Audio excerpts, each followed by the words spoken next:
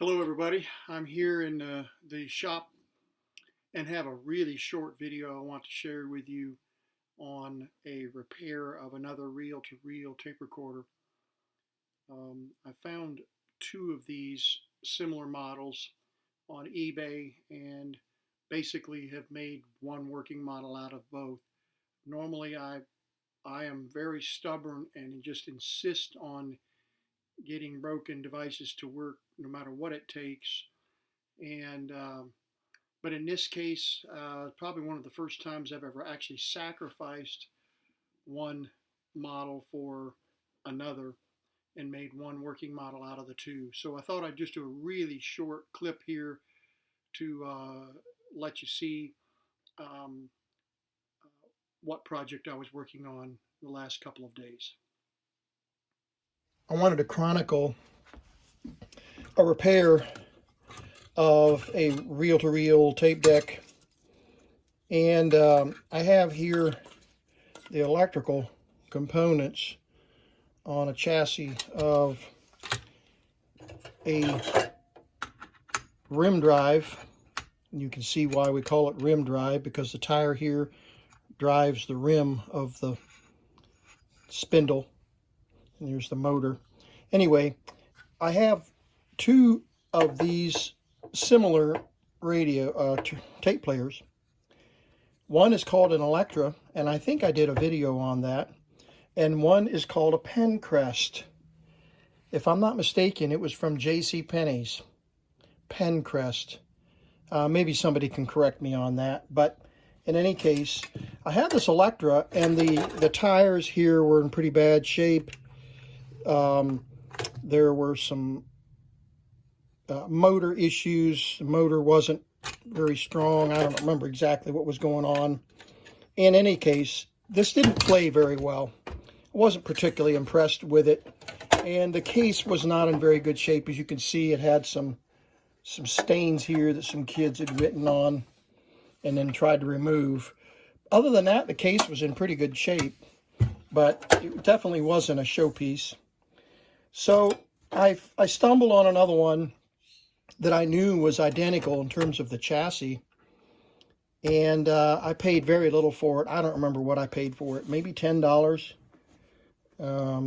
And it wouldn't play. I got it in the shop, and there was no audio, and what I discovered was that there were several wires disconnected from the amplifier board, and there were some wires missing on the switch, the multifunction switch here. And I don't have a schematic for this, and I fiddled with it for a while. I compared this amplifier board that was in the other tape player with the one that was in this one, and I worked with it for several days and drew some schematics. Let's see if I've got some of that left here. Yeah, I worked on some schematics at how it was wired, and I just got frustrated with it because I didn't want to go to a lot of trouble, but I wanted to salvage one of them. So let me show you the one that I kept and repaired. I ended up taking the guts out of these guts, the motor batteries and the amplifier battery, the multifunction switch amplifier, microphone, earphone, and volume control. That's what all this is. And I took the guts out of the one that I wanted to repair, and that's these, because this was all disconnected, had no idea how to rewire it. And the amplifier boards are not identical. So there's a different circuit board, different configuration. They're both 4-transistor amplifiers, but they were wired differently. The components are in different places, and so it really made it difficult and confusing. Really, the amplifier wouldn't have been the trouble, but this multifunction switch is a real pain, not knowing what they have going where. And I just didn't have the patience to try to reconstruct that and have two playing tape recorders. So what I did was I took the other tape recorder, which is right here, the Pencrest, and look at it. Other than a little bit of problem here with the tape, a wire sticking to the plastic, It's real pretty. Look at this. Isn't that gorgeous? Black metal finish, chrome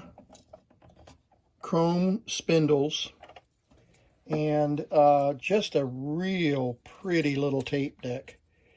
It's got a nice piece of trim here, gold and red and black, and it came with a microphone. Here you can see the microphone, and it's just a pretty little jewel.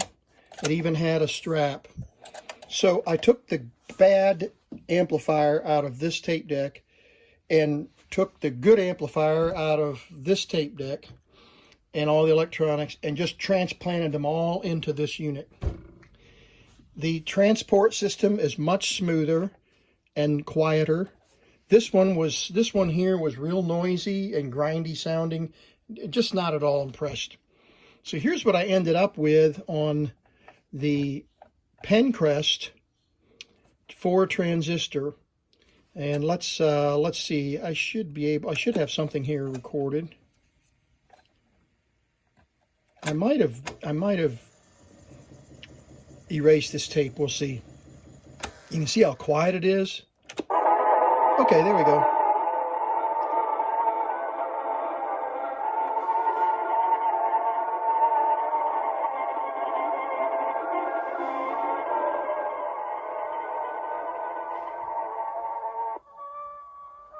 Oh, here's something better.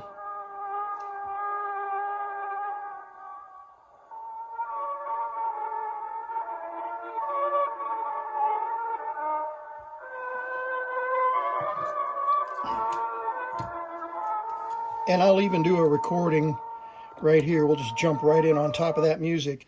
And we're now going to test with the diamond-studded lapel microphone to see how the recording is on this 4 transistor Pencrest reel-to-reel tape recorder.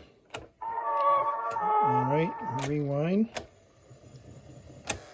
Play. And we're now going to test with the diamond-studded lapel microphone to see how the recording is on this 4 transistor Pencrest reel-to-reel tape recorder.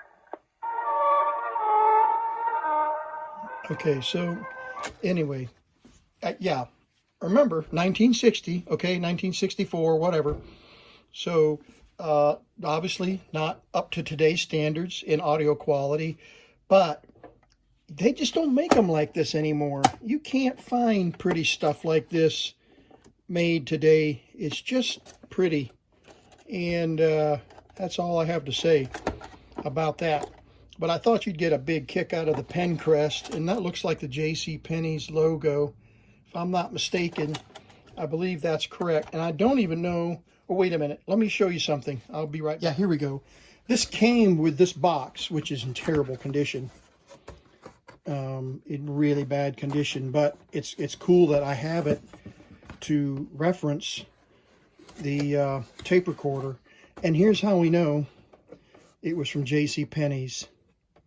So apparently, whoever made this, Electra or whoever made this tape recorder, put different labels on them, different stickers on them.